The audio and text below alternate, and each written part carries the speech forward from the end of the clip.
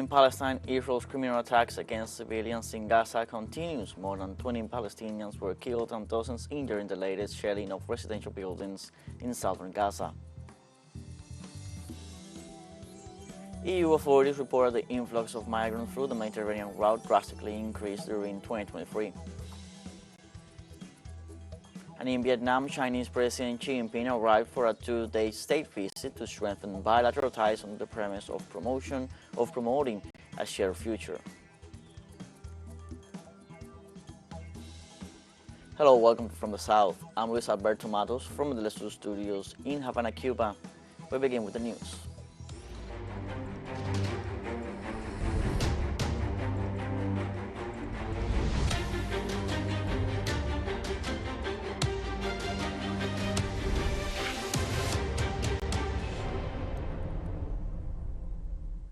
More than 20 Palestinians were killed and dozens injured in Israeli shelling of residential buildings in the southern Gaza Strip. The Palestinian agency Wafa reported that 20 civilians were martyred in an attack by Israeli warplanes on several houses in the city of Rafah, where people are still missing on the rubble. In turn, 2 Palestinians were killed and several wounded in an artillery attack on the city of Khan Yunis. Occupation planes also carried out a series of shelling around Nasser Hospital in the city. After 67 days of total siege on the Gaza Strip, the number of people killed by Israel has reached 18,205, most of them children and women, while the number of wounded is already close to 50,000, and the number of displaced people is close to 2 million. The Israeli army announced that its military campaign in northern Gaza is coming to an end, but what Palestinians are experiencing on the ground is a whole different reality, where the nights continue to be the stage for continuous shelling and airstrikes by the occupying army. For more details, our correspondent in Gaza, Noor Harasim, reports directly from the ground. Over the past days, the Israeli army said that their mission is almost complete in northern Gaza, and actually Palestinians on the ground, they saw this happening. They saw Israeli tanks and Israeli bulldozers withdrawing from some areas in central Gaza and from the heart of Gaza City, like the area surrounding the Ashifa Hospital and also Arimal Street, which is the heart of Gaza City. However, this early hours of the morning and also overnight, there were intense clashes between the Palestinian fighters and the Israeli forces in several areas around the Gaza City and northern Gaza, specifically in the Palestinian refugee camp of Jabalia refugee camp. Also news coming from Kamal Udwan Hospital, which is located in Beit Lahia. Apparently, the scenario that happened in Ashifa Hospital is now happening again in Kamal Udwan Hospital. The Israeli tanks are surrounding the hospital, shelling the hospital, while inside the hospital we are talking about tens of thousands of Palestinians, including medical staff, displaced people, and also patients. All are stranded inside the hospital. Same thing here in Khan Yunis in southern Gaza. Intensive battles in Khan Yunis city between the Palestinian fighters and the Israeli forces. I mean, Khan Yunis became like a battlefield here in southern Gaza. At the same time, also, Israeli warplanes are striking the city of Khan Yunis, and not only the city of Khan Yunis, but also here in Middle Gaza, in Deir al-Balah, Al-Burayj refugee camp, Al-Nusayrat refugee camp, and also Al-Maghazi refugee camp, even though the Middle Gaza was labeled as a safe area. Noor Harazin, TeleSUR, Gaza. Israeli occupation forces killed 4 Palestinians in Jenin and made violent assaults and arrests in several locations in the occupied West Bank. The assassinations took place in the midst of a violent assault by the occupation army on Jenin and its refugee camp.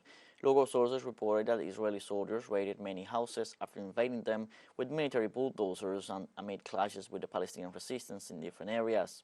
In addition, they reported that Zionist snipers were stationed on the roofs of residential buildings and that Israeli forces surrounded the governmental hospitals in IBN, Sina, Jenin, and Al-Razi, preventing ambulances from transporting the dead Palestinians. On the other hand, military incursions and arrests were reported in Askar Camp, Aqaba City, and Silwat, where soldiers arrested, among others, a 12-year-old boy. On Monday, police in the United States arrested Jewish demonstrators who called on President Joe Biden to stop Israel's genocide against the Palestinian population of the Gaza Strip. Police officers at the United States Capitol in Washington arrested more than 40 people protesting on the grounds of the Hart Senate building. A statement issued by the authorities claimed that the individuals were conducting an illegal protest and were arrested for obstruction and resisting arrest. The Jewish communities have organized several mobilizations in the United States in support of the Palestinian cause, to condemn Israel's war crimes, and to call on U.S. President Joe Biden to call for a permanent ceasefire in Gaza. Meanwhile, also in the United States, in New York City, demonstrators called for freedom for Palestine in front of the headquarters of the United States mission to the United Nations on the day of a global strike for Gaza. From there, they condemned the agency's inaction and the White House's veto of a resolution calling for a ceasefire in Gaza. Let's take a short break, but remember you can join us on TikTok at TeleSUR English, where you'll find news in different formats, news updates, and much more. Well, the story is coming up. Stay with us.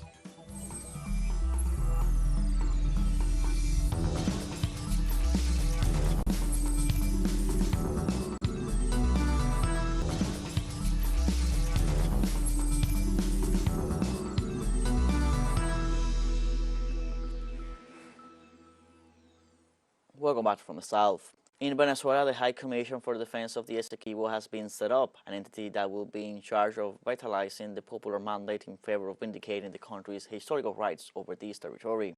The event was presided over by the Vice President of Venezuela, TeleSUR, and was also attended by high-level authorities of the Venezuelan government. During the ceremony, Rodriguez remarked the illegal nature of the Paris Arbitration Award and reaffirmed that the solution to the territorial controversy must be in accordance with the Geneva Agreement. The Vice President explained that once the Commission is in place, it will define the methodology for the Venezuelan proposal at the meeting between Venezuelan President Nicolas Maduro and his Guyanese counterpart Ifan Ali to be held in St. Vincent and the Grenadines on Thursday. The Vice President emphasized that the High Commission for Defense of the Essequibo has the mission to consult all sectors of national life to develop policies in favor of reaffirming Venezuela's historical rights over the disputed area.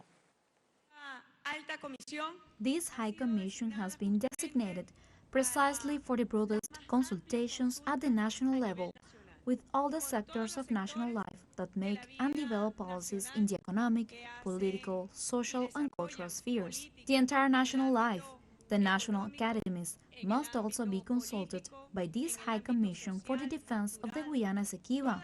We know our history, and the consultative referendum of December 3rd allowed our country to turn it into a great school about our historical rights, our legal and judicial rights, irrefutable and unquestionable rights on the Guyana Essequibo. Rodriguez also affirmed that the seizure of the Essequibo from Venezuela was a result of the historical expansion of the Monroe Doctrine over the region, and reiterated that Venezuela has all the evidence of its rights over the area. We know well how the plunder occurred as a result of the empires of the time, and also as a result of the Monroe Doctrine, which one day before the consultative referendum was turning exactly 200 years. The Monroe Doctrine was imposed on the rules that fixed the fraud in 1997 in the Washington Treaty to consummate 2 years later the fraudulent sentence, the fraudulent award of 1999 that fixed spurious limits on our territory, pretending to dispossess a white Venezuelan area, the Essequibo. The Guyana Essequibo belongs to Venezuela. Since its birth, it belongs to Venezuela, long before it was even an administrative unit of the Spanish Crown. There is no doubt of Venezuela's title to this territory. Venezuelan President Nicolas Maduro assured the country would not recognize any license given to ExxonMobil unilaterally by Guyana in the sea to be delimited in the Guayana Essequibo. And there we have made decisions that will be included in the organic law and others in decrees to not recognize any license given illegally and unilaterally by Guyana. We do not recognize ExxonMobil under any circumstances. We do not recognize it for the Venezuelan Sea to be delimited. We do not recognize it. There will be no license. The Venezuelan president assured he spoke to UN Secretary General Antonio Guterres to urge him not to commit more violations against the Geneva Agreement and to facilitate bilateral dialogue to solve the Guayana-Esequiba conflict. El viernes conversé con el secretario general de la ONU, Antonio Guterres. On Friday, I spoke to United Nations Secretary General Antonio Guterres, with whom we have marked differences due to the actions he took outside the Geneva Agreement, breaking the law of mutual consent of the Geneva Agreement. I explained to him very well Venezuela's stance on the respect it must be given to the obligatory mutual consent within the framework of the Geneva Agreement in order to take any action, and I explained very well Venezuela's stance with the statute of the International Court of Justice, the historical position of Venezuela since 1945,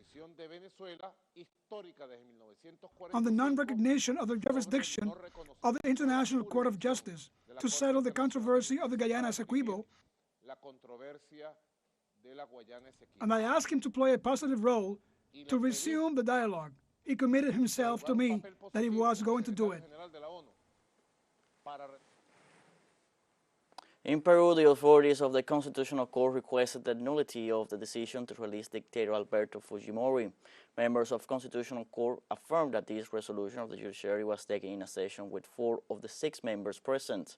They also questioned the fact that the magistrates who voted in favor of Fujimori's release from prison also adopted the questionable decision to maintain that the Inter-American Court of Human Rights has no competence to order a state not to execute a sentence of a national court. For his part, the President of the Constitutional Court has not issued any statement on the same, and the date of the next session of the plenary of the Constitutional Court has not been defined.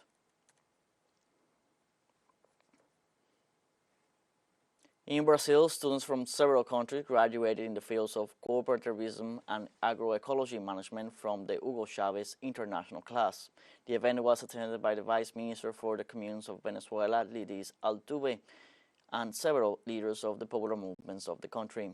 Also present were students from Argentina who received classes at the Josué de Castro Institute of the Landless Rural Workers Movement in southern Brazil. This is a project of the social movement whose objective is to communicate and popularize the agroecological production model in the region.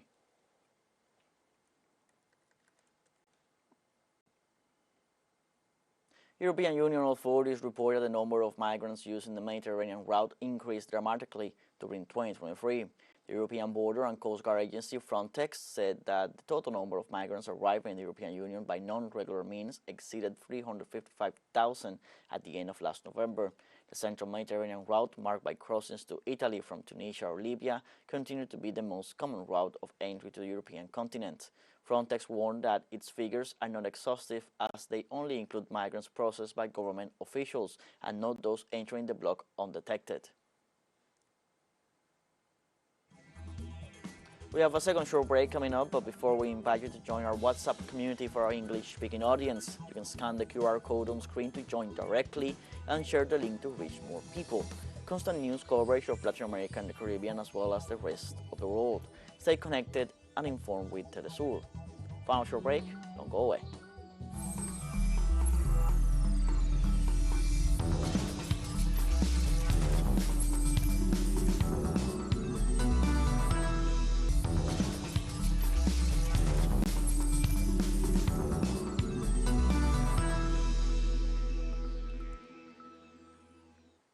Welcome back from the South.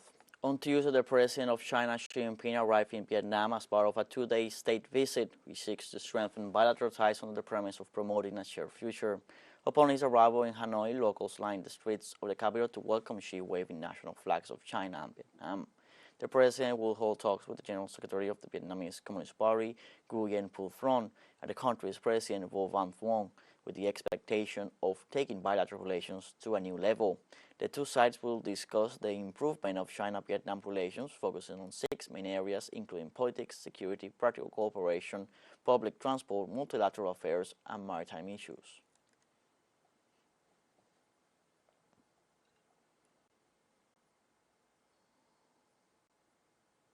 The United Nations organization ended its mission in Mali after 10 years of deployment in the country. The mission, known as MINUSMA, officially withdrew the flag of the UN this Monday in the capital city of Bamako. The mission's objective was to support the fight against the insurgency in the country after the Tuareg rebellion in 2012. The withdrawal of troops continues to take place a week after the mission completed the departure of its troops and personnel in Sebade. In June, Mali's military government, which took power in 2020, demanded the departure of the mission, deployed since 2013, despite being affected by attacks by armed groups in the Sahel region.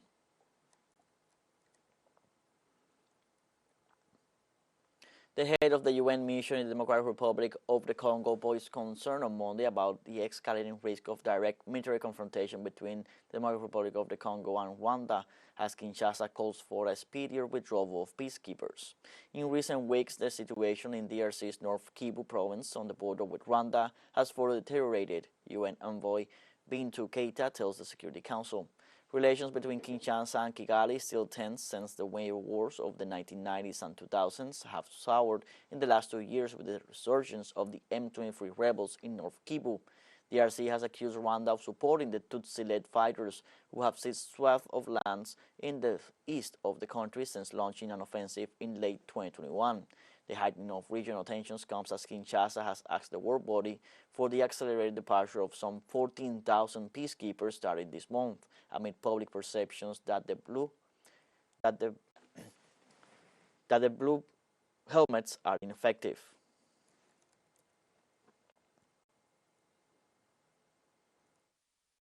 The situation has further deteriorated in North Kivu. Regional tensions between the DRC and Rwanda have further escalated, heightening the risk of a direct military confrontation that could also draw in Burundi. Today, we are at an important turning point in relations between the United Nations and the DRC, but also at an important moment for the country itself. The DRC is in the middle of a political campaign, 9 days away from presidential, general, national, provincial, and local elections. It is also called for an accelerated, orderly, and responsible withdrawal of MONUSCO. COP28 in the Arab Emirates moves towards final resolutions, and the parties' negotiators discuss the balance of commitments made to mitigate and adapt to climate change. From Dubai, our team brings us the details. The Arab Emirates recognize that the talks are moving forward, but they're not fast enough. No one wants to lose the goal of the Paris Agreement. But with the exception of Colombia, they don't want to give up the exploitation of hydrocarbons either. The central countries of capitalism do not provide sufficient resources for the transition or reparation, and the developing countries insist that they depend on hydrocarbons for their development. The reality is that the most visionary results are the only way for all governments to come out of Dubai with a victory under their belt. One thing is certain: I win, you lose is a recipe for collective failure. Ultimately, it is the security of 8 billion people that is at stake. Negotiators discuss whether the way forward is to abandon fossil fuels as soon as possible or to reduce consumption. The Global South is demanding that the North finance the transition and pay for the impacts it suffers from the global warming caused by the rich countries. There is talk of common but differentiated responsibilities. It is justice. They have to pay what they owe in the end. So we ask that the countries of the global north, which are the biggest producers, stop emissions now, and can lead this process by putting money so that the countries of the global south can start this transition more slowly, because it would take longer, because we don't have the resources to do it. In the United States, the country that emits the most greenhouse gases, the government of Joe Biden is trying in Congress to send $60 billion in military resources to Ukraine and $10 billion to Israel, and the COP is denouncing its lack of contributions to the fight against climate change. The responsibility has been there since we have practically colonized all the lands, everywhere, and extract all these resources. This conference was historic because we had the loss and damage fund actually passed, and many of the countries in the global north promised millions and millions of dollars. But when you think about financing just a global transition, that's throwing pennies into a piggy bank. That's just not going to do any good. We need about $100 billion to finance this global transition, and the United States only promised about $17.5 million, compared to other countries in the global north that have pledged $100 million.